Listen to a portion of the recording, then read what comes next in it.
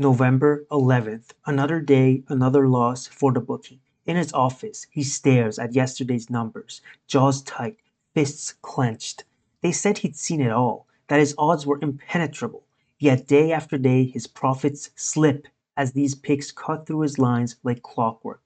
The four in one day had shaken him, but yesterday's run brought a new frustration. He feels the pressure, each pick landing like a blow he can't dodge. With every win that slips by, he realizes that he's no longer the one in control. In the quiet of his office, he wonders if this is just the beginning. Welcome. This is Tears of a Bookie. My name is Mo. The goal here, of course, is the defeat of all bookies by having profitable seasons and major sports leagues, starting off with the 24-25 NBA season and just having fun while doing it. Yes, it's a battle. Yes, I like to get kind of go on rants and make it fun, put some drama into it. But at the end of the day, we're just having fun making bets here. Um, if you haven't already, please, I would appreciate if you could subscribe, like the video, and join the community, join our cause. Anyone who has subscribed so far, thank you so much. I appreciate it. Welcome to the team.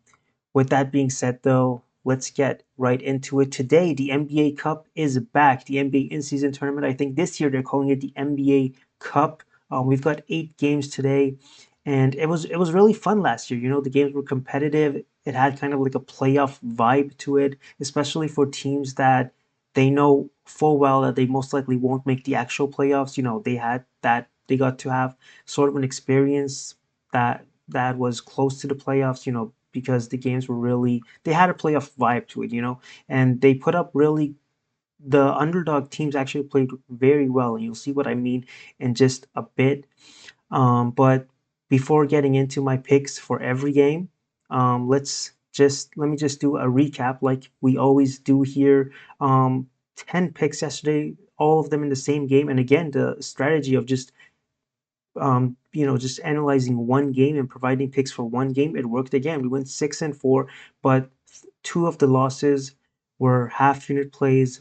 Another one of the losses was a three-quarter unit play, and we only had one full unit play that resulted in a loss, which was Garland's over in assists. He had opportunities, but his teammates just couldn't make shots. But Garland 1+ steals and Bulls to cover an alternate plus 12.5 spread. We got that. He had 4 steals, I think, and the Bulls covered the original spread. Donovan Mitchell easily went over in points in the first half alone. The turnover reads were not that great. Mitchell went under the turnovers and Vucevic went over. But again, I did play these for just half a unit each because I was trying to play opposite the trend and it just didn't work yesterday. Evan Mobley under in points. We got that he finished with 15, so he went under 18 and a half and 17 and a half. Josh Giddey over in points, again another easy one. He finished the first half I think with 12, so easily early in the third quarter he passed this line. Josh Giddey under in rebounds, though this was another bad read here, I guess. It looked like a good read, but he just got a lot of rebounds, and you can't get every pick to go your way, of course. But his over in threes was a great pick, a great read, and I had 1.5 units on this, and he cashed in the first quarter. I think the first few minutes of the quarter, he had a three. Easy win there.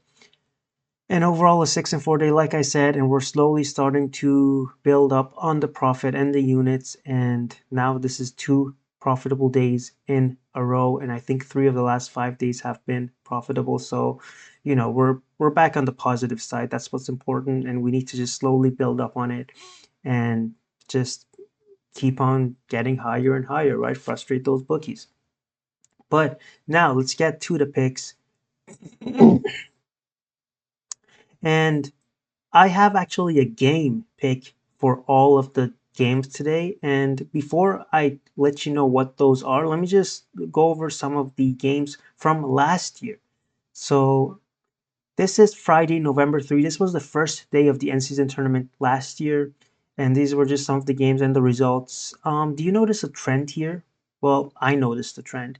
It's that in 6 out of these 7 games, the underdog team, so the team that was favored to not win, they covered the spread. That's right. The only game where the underdog team didn't cover the spread was the Dallas Denver game, where I think the spread was 4.5, but Denver obviously won by 11. But all the other games, the underdog teams covered the spread. This is the second day now. We're moving a week forward, Friday, November 10th, 2023.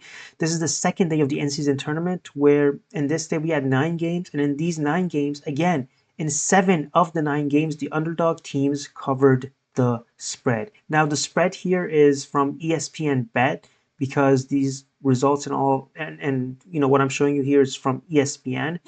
But again, it shouldn't be that different in other sports books, right? Generally, they are pretty much the same. So overall, in these first 2 days, out of the 16 games, 13 of them, the underdog teams covered the spread. The team that had the plus spread, they covered it.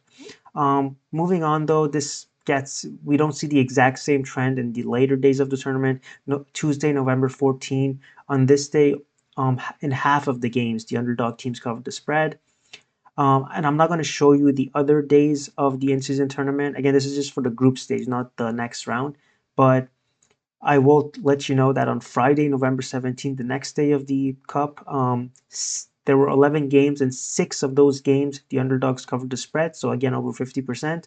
On Tuesday, November 21, there were only 5 games, and only two of those 5 games, the underdogs covered the spread. So this was the first day where basically the teams that were favored to win also covered their spread. But again, the next day, Friday, November 24th, this was the penultimate day of the in-season tournament, the group stage. Um, there were 10 games. In 7 of these 10 games, the underdogs again covered the spread.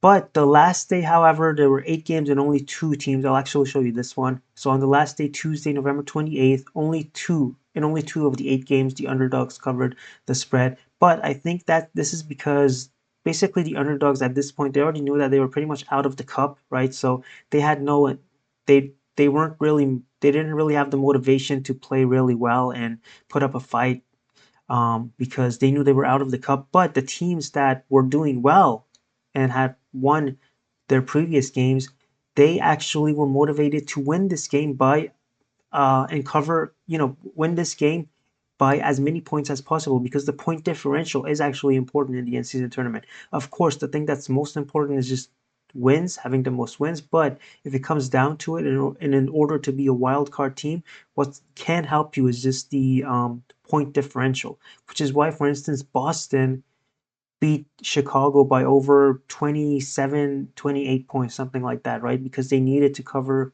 that spread, and they successfully did so, and this helped them move on to the next round.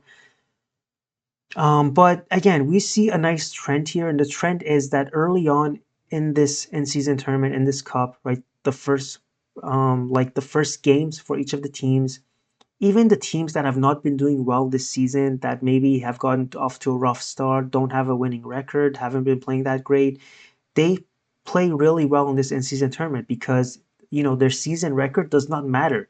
All of the teams are even here. Everyone has an even chance at making it to the next round. All they need to do is just win, right? They need to win against some of the teams to make it to the next round. It doesn't matter what their record in the season is, which is why I think the teams that were not doing that well to start off the season, the underdog teams in the matchups, they played really well. Even if they lost, they were able to cover the spread and keep it pretty close and competitive. And that's basically what I kind of expect in today's game. So overall, if you were to take the underdog teams covering the spread for all of the in-season tournament games last year, excluding just in the group stage, not the next round, right? There were 60 games, and 35 of these 60 games, the underdogs covered the spread. So if you were to play the underdogs covering the spread for odds of minus 110 or decimal odds of 1.9 or better, you would, and play for each of them for 1 unit, you would have made at least 6.5 units of profit, at least. So and this is even including the very last day of the in-season tournament, where, like I said, only two of the 8 games, the underdogs covered the spread. So with that being said, I really, I kind of am expecting this trend again for the underdog teams to play well and so what that their season hasn't been great. They can make up for it by um, playing well in this in-season tournament. It's kind of like a new uh, breath of fresh air, what they call it. There's a new opportunity for them to play well and make up for their bad or not so great season so far, right? So that's why for all of the games today, there's 8 games. I am choosing the underdogs to cover the spread, and I'm playing each of them for half a unit. Now here you can see I've brought all of the picks that I could find with the best odds in the sports books that I use. I only use 4 or 5 source books. I think I've mentioned this before. DraftKings, FanDuel, BetMGM, Bet365, and BetRivers. But these are just the ones that I found at the time of recording and editing this video. If you, of course, find better odds and of course you can, go for the better odds. But these are the ones that I could find. Again, it's important here to play each of these at with odds of minus 110 or better. There are 8 games today. If in 5 of these 8 games the underdogs cover the spread, we will be profiting. Even if it's a bad day and only 4 of 8 of the games, so at half of the games only, the underdogs are able to cover the spread, we'll only lose about, I think, we'll only lose zero point 0.2 units or less, right? So, it won't be that big of a loss by any means. I think it's just worth this, backing up what happened last year and following that trend. And that's what these picks are based on. So those are my 8 picks for the games. The reason why I'm not playing them at full units though is because you never know. Maybe these bookies are smart and they, the spreads that they are off the spreads that we have today for these games, they've taken into account that last year's in-season tournament, um, underdogs were able to cover the spread. Maybe they took that into consideration and they tightened these spreads for today's games to make it more 50-50 chances of, just being 50-50, right? So you never know, but I still like the trend. And based on what happens today, um, we'll make our decision for the next day of the in-season tournament, which I think is on Friday, if I'm not mistaken. But again, each of these games, a half unit for the underdogs to cover the spread. But now let me move on to my next pick. This will be pick number 9. It's my player prop of the day. Um, and it is for one of the last games, the later games of the night, where the Mavericks are taking on the Warriors in San Francisco. And Klay Thompson is coming back, baby, and this player prop is all about him. Now, I like playing player props where, a player is visiting their old team, and this might be the first time they're playing their team, and they usually perform well. And I'm expecting a good game here from Klay too, because he played over a decade in for the Warriors, of course, right? Like he's familiar with the arena, with the staff, with the city, with everything. This, he I think he'll feel right at home, right? He's lived there for so many years. And I think that the crowd will love him too. Like I don't think he'll be hated, right? Like he just gave so much for the team. I think he'll be loved there as well. He'll definitely get a tribute video and all of that. So I'm expecting him to have a good game. Now, what is one thing that Klay Thompson is known for? What is like his number one skill if you had to pinpoint that? Right? For me, that's his shooting, right? And especially his threes. He and Steph were known as the Splash Brothers back when they were a duo in Golden State. The number one thing that I think Klay Thompson will be known for is his shooting and his threes. So I'm taking his over in threes, but I'm taking 3+3s on FanDuel for 3/4 of a unit for minus 165 or 1.61. Now, let me just talk a little bit about this. This season he's averaging 2.93 threes made and 8.23 attempts per game. He's gone over this line, so making at least 3 threes in half of the season games this year. And he has made at least 1 3 though in every game. And this lines up with his career stats too, because every season he's averaged over 3 threes made since the 2014-15 season. Now, I'm not going for over 3.5 or 4+3s because some books have this line at 3.5. But the reason why I'm not going for that is because He's only attempted double-digit threes in the first 3 games of the season. So if he attempts 8, 9, or even 10 games in today's game, which is more likely, he has to be very efficient to make 4 of those. Now, it definitely could happen, but I just think it's safer to just go with the 3 threes made. And again, so now, why am I not playing it for a full unit? Well, 2 things. The first thing is that this isn't really a matchup pick, right?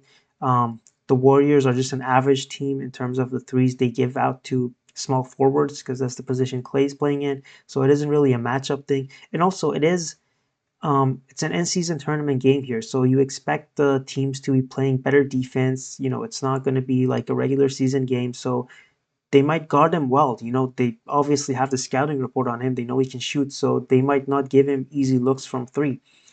So that's the only reason why I'm playing. I'm playing it just a bit less than a full unit at 3/4 of a unit. But again, some books have this at close to minus 300. I think BetMGM had it at minus 275, which is crazy. So 3 plus for minus 165 on FanDuel. Um, I really like it, and I'm playing it for 3/4 of a unit. But with that being said, those are all the picks of today. If you watched this video till here and you enjoyed it and you liked the picks, again, like, subscribe, join our community. I appreciate every one of you guys. And I don't think I'll be posting a video for tomorrow. I might have a post though with my picks. I don't know, but I should be back on Thursday. We'll see. Until then, though, take care and peace. I'll see you guys next time.